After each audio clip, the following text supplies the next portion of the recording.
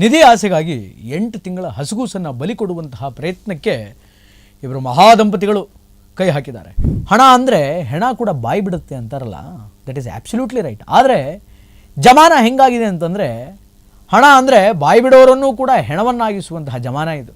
ಆ ಮಗುವನ್ನು ಬಲಿ ಕೊಟ್ಟರೆ ನಿಮಗೆ ನಿಧಿ ಸಿಗುತ್ತೆ ಅಂತ ನನ್ನ ಮಗ ಹೇಳಿದ್ನೇನೋ ಗೊತ್ತಿಲ್ಲ. ನನ್ನ ಮಗನ್ನ ಇವನು ಫಾಲೋ ಮಾಡಿ, ಈ ಸೈಯದ್ ಇಮ್ರಾನ್ ಫಾಲೋ ಮಾಡಿ 8 ತಿಂಗಳ ಹಸುಗೂಸನ್ನು ಬಲಿ ಕೊಡೋಕ್ಕಂತ ಹೊರಟಿದ್ದ.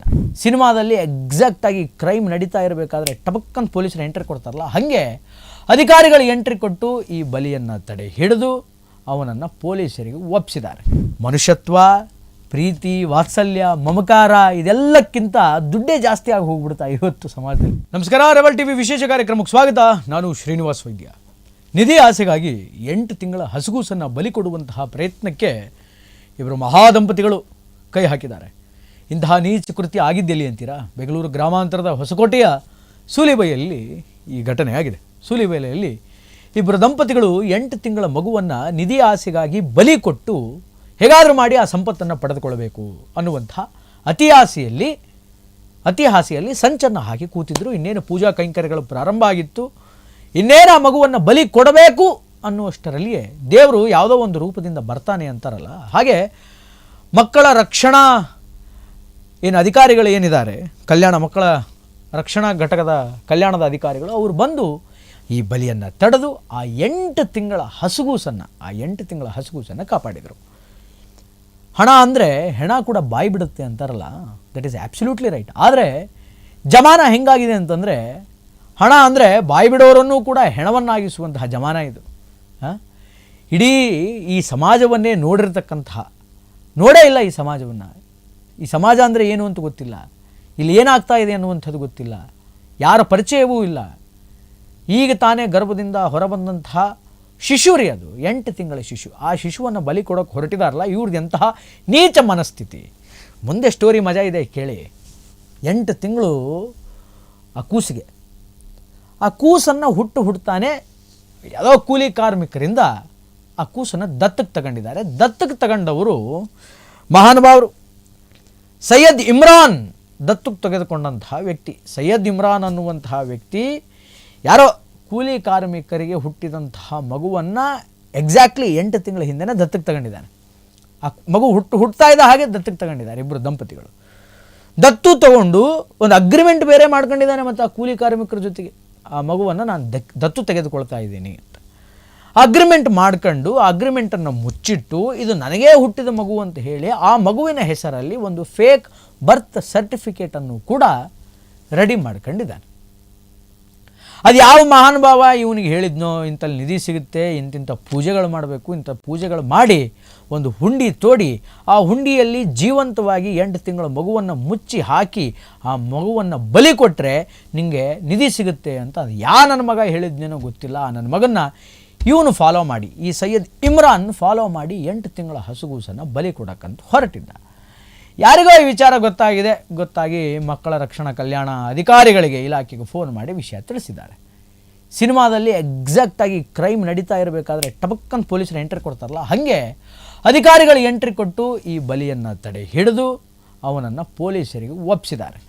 ಅದಾದಮೇಲೆ ಎಲ್ಲ ಡಾಕ್ಯುಮೆಂಟ್ಸ್ಗಳನ್ನ ಸರ್ಚ್ ಮಾಡಿ ನೋಡಿದಾಗ ಆಗ ಇವನು ದತ್ತು ತೆಗೆದುಕೊಂಡಿರೋದು, ಅವ್ರ ಜೊತೆ ಆ ಕಾರ್ಮಿಕರೊಂದಿಗೆ ಅಗ್ರಿಮೆಂಟ್ ಮಾಡ್ಕೊಂಡಿರುವಂಥದ್ದು ಎಲ್ಲವೂ ಕೂಡ ದಾಖಲಾಗಿದೆ. ಆದರೆ ಕಾನೂನುಬದ್ಧವಾಗಿ ಈ ಸೈಯದ್ ಇಮ್ರಾನ್ ಅನ್ನುವಂಥವನು ಆ ಮಗುವನ್ನು ದತ್ತಕ್ಕೆ ತೆಗೆದುಕೊಂಡಿಲ್ಲ ಅನ್ನುವಂತಹ ವಿಚಾರ ಭಾಳ ಸ್ಪಷ್ಟವಾಗಿ ಗೊತ್ತಾಗಿದೆ. ಅದ್ರ ಜೊತೆಗೆ ಫೇಕ್ ಬರ್ತ್ ಸರ್ಟಿಫಿಕೇಟನ್ನು ಮಾಡಿಸಿದ್ದ, ಅದು ಕೂಡ ಗಮನಕ್ಕೆ ಬಂದಿದೆ. ಇದು ಫೇಕ್ ಬರ್ತ್ ಸರ್ಟಿಫಿಕೇಟ್ ಅನ್ನುವಂಥದ್ದು ಮತ್ತು ಈತನಿಗೆ ಆ ಮಗು ಹುಟ್ಟಿಲ್ಲ ಅನ್ನುವಂಥದ್ದು ಕೂಡ ಖಾತ್ರಿ. ಯಾಕಂತಂದರೆ ದತ್ತು ತೆಗೆದುಕೊಂಡಿದ್ದೆ ಅಂತ ಒಂದು ಹಂತದಲ್ಲಿ ಅವನೇ ಒಪ್ಕೊಂಡ್ಬಿಟ್ಟಿದ್ದಾನೆ. ಇನ್ಫ್ಯಾಕ್ಟ್ ಅಗ್ರಿಮೆಂಟ್ ಕೂಡ ಮಾಡಲಾಗಿದೆ. ಶಿಶು ಕೇಂದ್ರಕ್ಕೆ ಆ 8 ತಿಂಗಳ ಹಸುಗೂಸನ್ನು ರವಾನೆ ಮಾಡಲಾಗಿದೆ. ಮತ್ತೊಂದು ಪುನರ್ಜನ್ಮವನ್ನು ಅಧಿಕಾರಿಗಳು ಆ 8 ತಿಂಗಳ ಕಂದಮ್ಮನಿಗೆ ಕೊಟ್ಟಿದ್ದಾರೆ. ಮನಸ್ಸು ಹೆಂಗೆ ಬರುತ್ತೆ ಜನಗಳಿಗೆ? ಮನಸ್ಸು ಹೆಂಗೆ ಬರುತ್ತೆ? ಸಮಾಜವನ್ನೇ ನೋಡದೇ ಇರುವಂತಹ ತಂದೆ ಅಂದರೆ ಯಾರು, ತಾಯಿ ಅಂದರೆ ಯಾರು ಅಂತ ರೆಕಗ್ನೈಸ್ ಮಾಡುವಂತಹ ಕೆಪಾಸಿಟಿ ಇಲ್ಲದಂತಹ ಕಂದಮ್ಮನನ್ನು ಉಸಿರುಗಟ್ಟಿ ಸಾಯಿಸಬೇಕು, ಬಲಿ ಕೊಡಬೇಕು ಅನ್ನೋದಕ್ಕೆ ಮನಸ್ಸು ಹೆಂಗೆ ಬರುತ್ತೆ ಜನಗಳಿಗೆ? ಮನುಷ್ಯತ್ವ, ಪ್ರೀತಿ, ವಾತ್ಸಲ್ಯ, ಮಮಕಾರ ಇದೆಲ್ಲಕ್ಕಿಂತ ದುಡ್ಡೇ ಜಾಸ್ತಿ ಆಗಿ ಹೋಗ್ಬಿಡ್ತಾ ಇವತ್ತು ಸಮಾಜದಲ್ಲಿ. ಅಲ್ಲ, ದುಡ್ಡು ಬೇಕು, ಜೀವನೋಪಾಯಕ್ಕೆ ಎಷ್ಟು ಅಷ್ಟು ಸಾಕು. ದೇವರು ನಮಗೆ ಇನ್ನೂ ಅಧಿಕ ಕೊಟ್ಟನ, ಇನ್ನೂ ಜಾಸ್ತಿ ಕೊಟ್ಟನ, ಸಂತೋಷ ಪಡೋಣ, ಅದರಲ್ಲಿ 4 ಜನಕ್ಕೆ ಹಂಚೋಣ, ಹಂಚಿ ತಿನ್ನೋಣ. ಆ ಮನೋಭಾವ ಯಾವಾಗ ಬರುತ್ತೆ ನಮ್ಮ ಜನಗಳಿಗೆ ಅಂತ.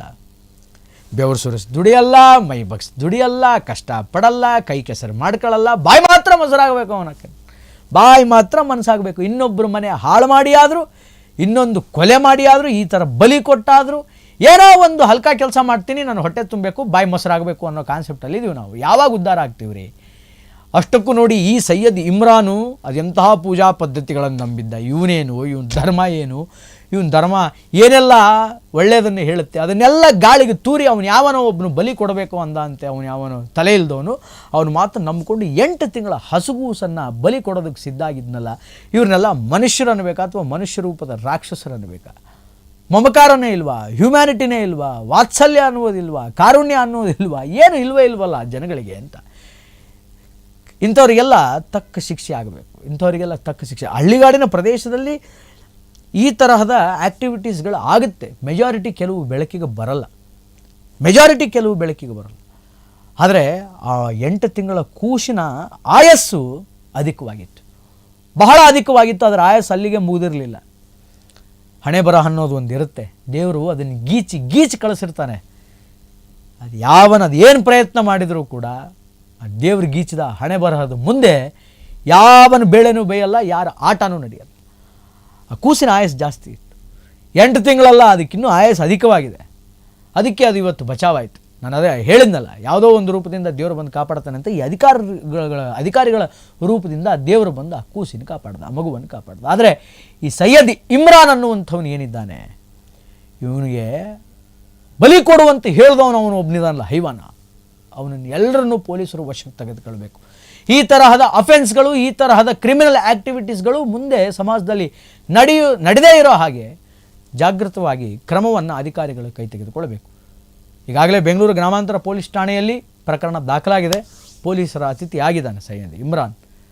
ಮುಂದೆ ಈ ಥರ ಘಟನೆಗಳು ನಡೆದೇ ಇರಲಿ. ಒಂದು ವೇಳೆ ನಿಮ್ಮ ಗಮನಕ್ಕೆ ಏನಾದರೂ ಬಂದರೆ ಇಮಿಡಿಯೇಟ್ಲಿ ಅಧಿಕಾರಿಗಳಿಗೆ ಮೆಸೇಜ್ ಕೊಡುವಂತಹ ಯಕಶ್ಚಿತ್ ಒಂದು ಸಣ್ಣ ಸಹಾಯ ಆದರೂ ನೀವು ಮಾಡಿ. ಅದು ಯಾರೋ ಮಹಾನುಭಾವ ಪಾಪ ದೊಡ್ಡ ಮನಸ್ಸು ಮಾಡಿ ಅಧಿಕಾರಿಗಳಿಗೆ ಹೇಳ್ದ. ಅದಕ್ಕೆ ದ ರೈಟ್ ಟೈಮ್ ಅಧಿಕಾರಿಗಳು ಬಂದು ರೈಡ್ ಮಾಡಿ ಆ ಮಗುವಿನ ಜೀವವನ್ನು ಉಳಿಸಿದರು. ಹಾಗೆ ನಿಮ್ಮ ಗಮನದಲ್ಲಿ ಏನಾದರೂ ಈ ಥರದ ಆ್ಯಕ್ಟಿವಿಟೀಸ್ಗಳಿದ್ದರೆ, ಒಂದು ಸಣ್ಣ ಕೂಸಿಗೆ, ಮಗುವಿಗೆ ಅಥವಾ ಯಾರೋ ಅಪ್ರಾಪ್ತರಿಗೆ ಈ ತರಹದ ತೊಂದರೆ ಆಗ್ತಾ ಇದೆ ಅಂತಂದಾಗ ಪ್ಲೀಸ್ ಡೂ ಹೆಲ್ಪ್ ದೆಮ್. ಅವರಿಗೆ ಸಹಾಯ ಮಾಡಿ, ಸಂಬಂಧಪಟ್ಟಂಥ ಅಧಿಕಾರಿಗಳಿಗೆ ಇನ್ಫಾರ್ಮ್ ಮಾಡಿ ಒಂದು ಜೀವವನ್ನು ಉಳಿಸಿ. ಒಟ್ಟಾರೆಯಾಗಿ ಇದು ಈ ಹೊತ್ತಿನ ವಿಶೇಷ. ನಿರಂತರ ಸುದ್ದಿಗಾಗಿ ನೋಡ್ತಾ ಇರಿ ರೆಬೆಲ್ ಟಿವಿ. ನಮಸ್ಕಾರ.